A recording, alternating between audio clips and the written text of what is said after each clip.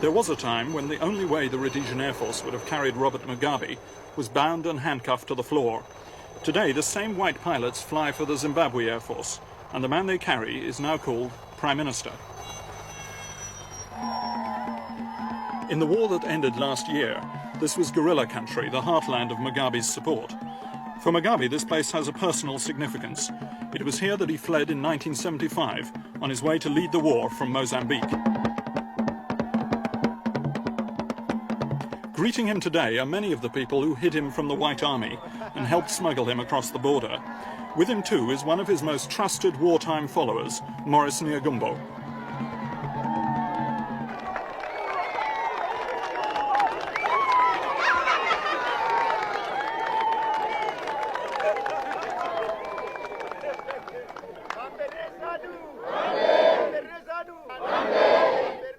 The poor farmers of this village have not yet witnessed the sweeping revolution that Mugabe once promised, but their commitment to him is total.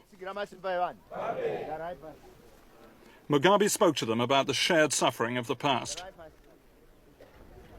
I felt very emotional about it. There I was, getting back to the spot whence I began the journey to Mozambique.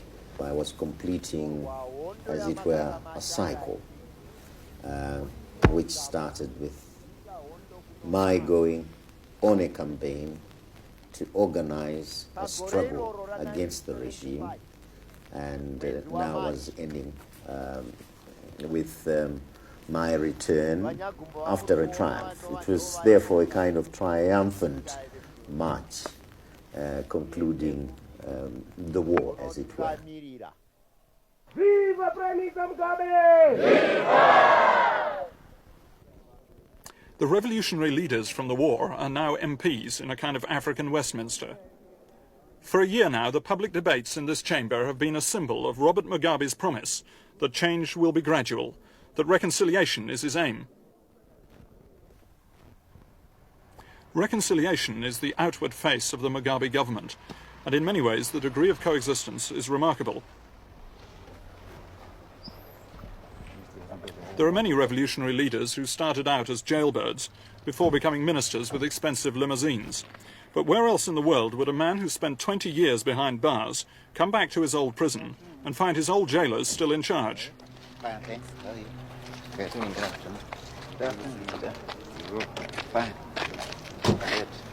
we ready to go? Yeah. Maurice Nyagumbo last saw Salisbury Prison just over a year ago, when he was finally released after spending 1/3 of his life inside.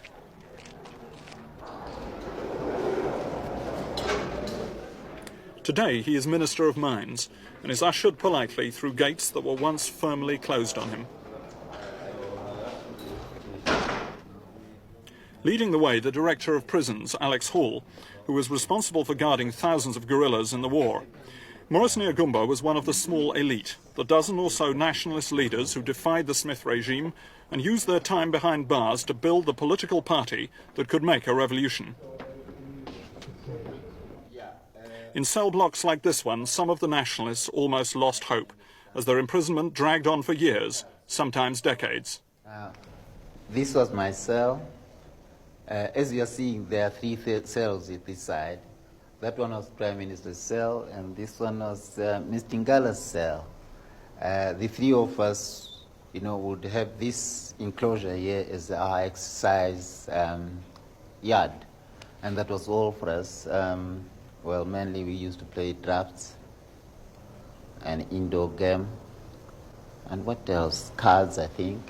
Did you discuss politics here, Maurice? Oh yes, of course we did discuss politics. As you may imagine, we used to talk more about politics than anything else. Yes. And did you think then that you'd ever be let out? Oh no.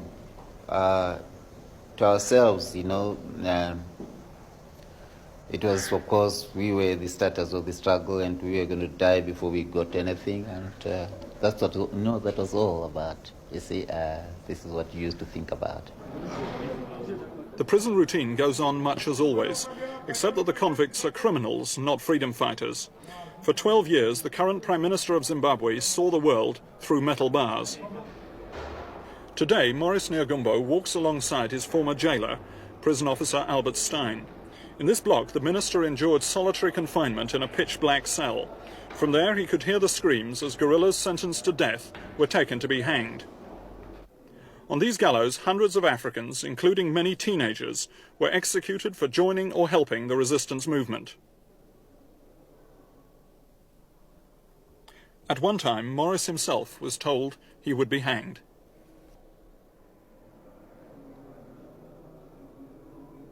There can be reconciliation. Reconciliation means we have got to forget all about the past, and we hope everyone else, you see, including those who used to fight against us, will take the word as it means. That reconciliation means everything.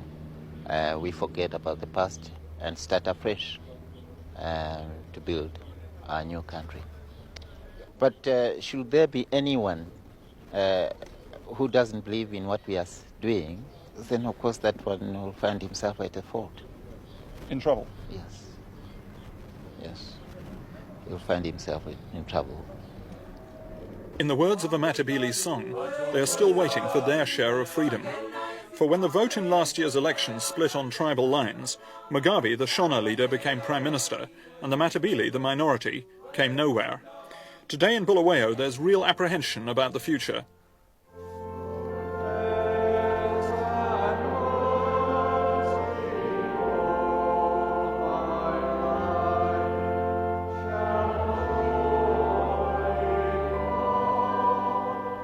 The funeral of 2 more Bulawayo whites is evidence of the continuing troubles in the region. In the last few weeks, half a dozen whites have been brutally murdered in Matabele land. This service is for Jack and Dorothy Railton, a middle-aged couple who ran a safari park. According to a servant, they were killed by African gunmen believed to be dissidents from Joshua Nkomo's guerrilla army. This was one of the murders which has taken place recently, for which there appears to be no valid reason, but we pray that this type of violence and killing may soon be brought to an end, and the country will indeed come to peace, and people will be reconciled with one another. The white community in Bulawayo is still strong, but it too is now worried about the future.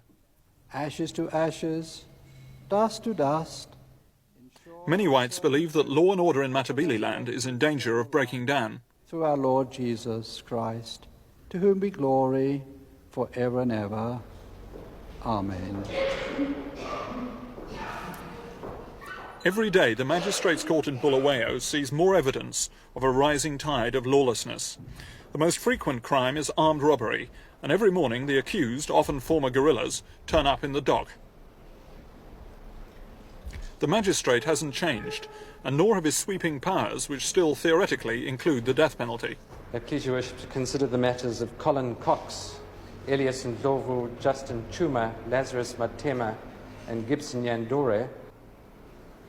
Accused are all jointly charged with 34 counts of robbery, multiple counts of rape, and possession of arms of war in contravention of the law and order manual. The dry legal explanation obscures what is still basically a political problem. Gangs of armed young Africans, many of whom fought in the war, who have still not found the promised fruits of independence. In custody. You will be remanded until the 15th of April at 9 a.m. for trial on charges of rape and robbery and possessing arms of war. Is that understood? It's among Nkomo's Zipra guerrillas that discontent is at its most dangerous. The men who rebelled at Ntumbani have been moved to country areas outside Bulawayo. Hostile and suspicious, 1,200 of them are camped next to a farm belonging to Henry Watson. Every day, Mr. Watson drives to and fro among them, and the government's claims that they've been disarmed and are waiting to go into the National Army do not reassure him. We feel it's like living on a time bomb. That something must happen somewhere along the line. They have arms and they just don't display them when they are visible.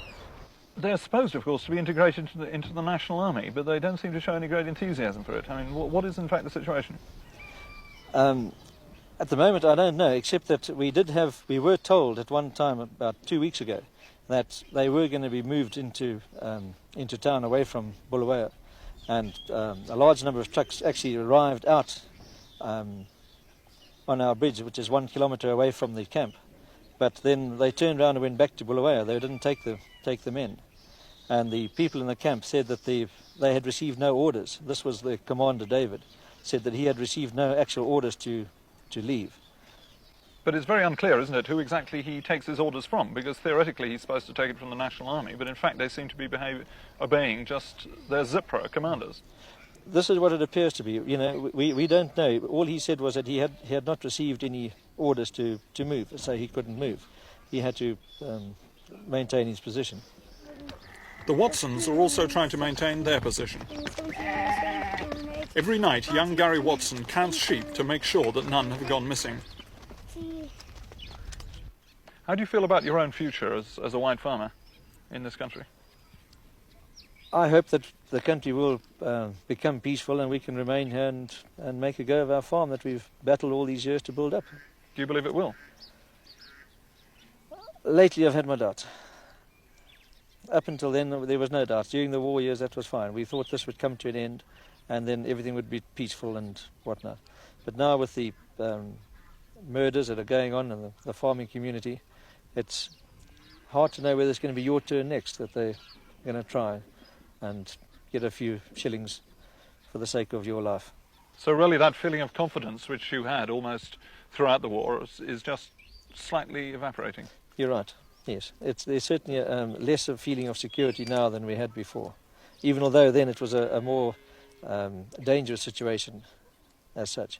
Now it's like waiting to be mugged in the city when you don't know who's going to mug you, where before you knew who your enemies were.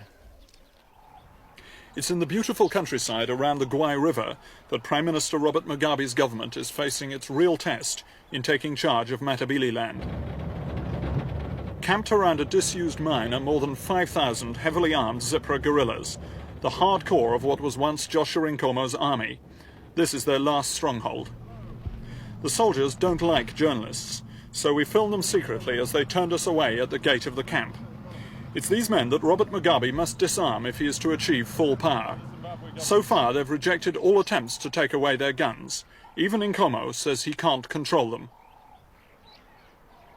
We're flying about as close to the Gwai River mine as you can safely get.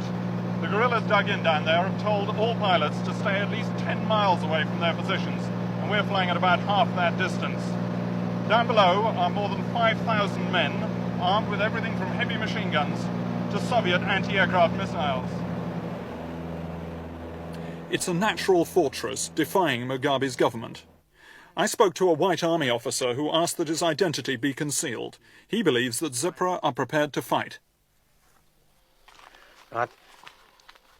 There is a battalion situated on the forward slopes of this hill feature over here. Right. There is a further battalion on the rearward slope over here. Another battalion occupies the high ground, which I explained to you in this area, but did not draw in. The other battalion on the rearward slope of this hill feature, and the other one in this area over here. As you can see, all the vantage points in the area have a troop presence, and I think you can rest assured that any other further outlying hill features that command a bit of a view will have a presence on top of them. So how do you fancy the chances of the National Army in taking out that lot? It will be fairly difficult. As Winston Churchill said, it will be long, it will be hard, and there will be much bloodshed, but they will take it out. We have the aircraft, we have artillery to match and better theirs and so on. We could do it, but as I say, it would not be easy. Do you believe the government is really going to take on this danger, this gamble of trying to destroy the ZIPRA presence at the mine?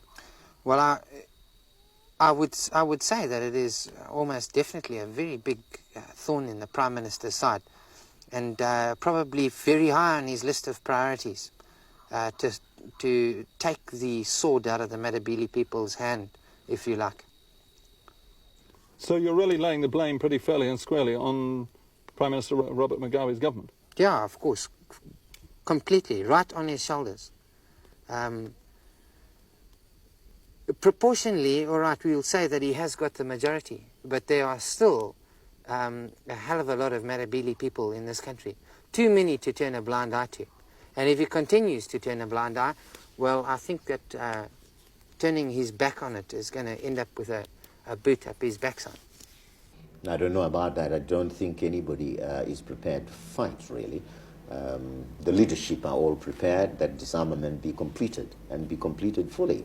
What is the purpose of living, as it were, points of power, military power, which belong to the parties, still armed and still posing a threat to the nation? That would negate the very process of our independence, the very process of achieving permanent peace in the country. And I'm sure once they are talked to and the impression is created in them that disarmament is not creating a situation whereby they will be attacked, I think they will be very responsive to the call for disarmament. In any event, we will have to disarm them, whether they like it or not. Mugabe still depends on the officers of the old White Army. Enough whites remain to strengthen Mugabe's hand for the coming confrontation in Matabele land. At a graduation ceremony for new officers, it was the tribal problem and the need for unity in the army that dominated Mugabe's speech. Whichever route you followed into the National Army, whether it was via Zanla or via Zipra or via former Rhodesian Army, you have all of you now come to the same destination, whether you like it or not. My government cannot put up with an army situation of divided loyalties, where some people enter the army to serve individuals, groups or party interests, as opposed to the national interest. Everything now depends on the crash training program to forge a national army out of the two guerrilla groups, Zanla and Zipra. During the fighting in February, two of the new battalions simply fell apart, and the white officers are worried. You can't just get a handful of guerrillas, merge them all together so that there are approximately 1,000 of them and say, right, we have a battalion. There's a lot more to it than meets the eye. It's the fact that you are endeavouring to merge the two armies, but you haven't provided for the sort of political happiness of half of it.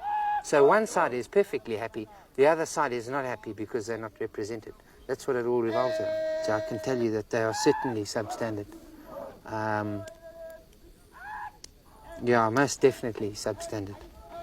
They lack in discipline, which is the main thing.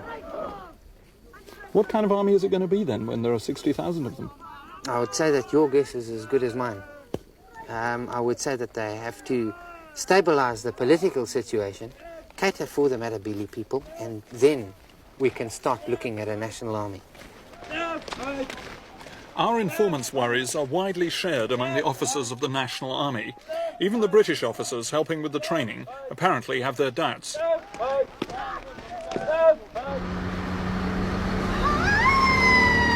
But today, after a year of compromise, Prime Minister Robert Mugabe is determined to tighten his grip on power.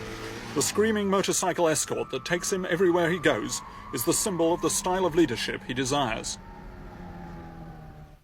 Just before the independence anniversary, Mugabe showed his hand with a clear call for a one-party state. But there is politics and politics. There is constructive politics and the politics of negativism.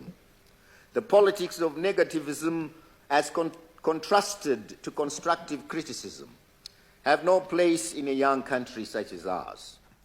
In spite of real differences of opinion with Nkomo Zapu and with the remains of the White Rhodesia Front, Mugabe believes that only one party should represent Zimbabweans.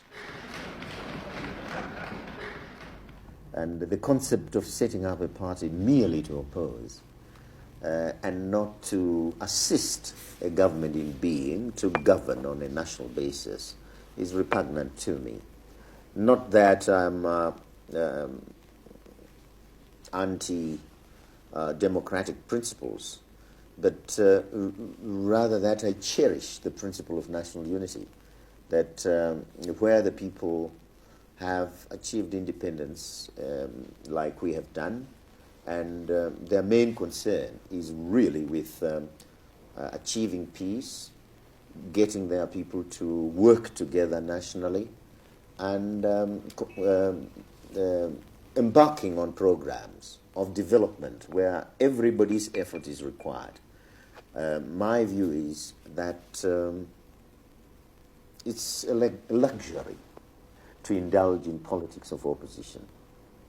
Now, how can one party represent the full interests of a Zimbabwe in which there are two political parties, two peoples, two histories, two traditions? But that's not our concern. When we fought the war, we weren't fighting it for the various tribes. We weren't fighting it for what you call the two major tribes. We weren't fighting it for the two histories you're referring to. We were fighting it for one people who are now constituted into a nation. And it is this oneness that we would want to see urged and facilitated.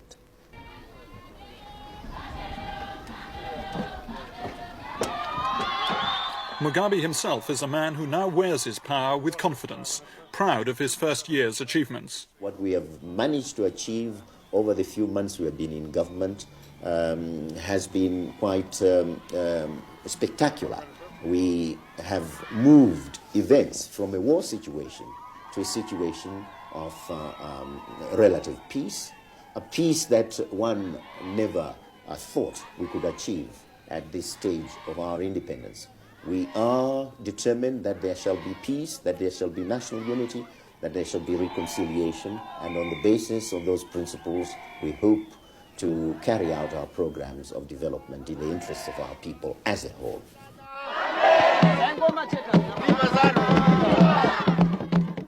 If there's a question mark about Robert Mugabe, it's about what he means by unity. In a Zimbabwe under his leadership, will there now be any room for dissent?